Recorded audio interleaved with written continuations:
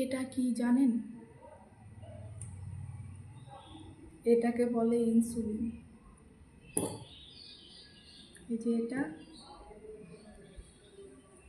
সকালে খাওয়ার আগে, রাতে খাওয়ার আগে দুবেলা আমাকে এটা ইনজেক্ট করতে হয় আমার নাভির চারপাশে।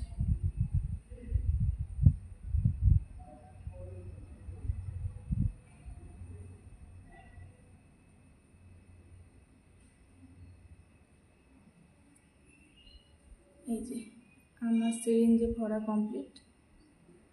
এটা এখন পুশ করব নাভির সাইডে।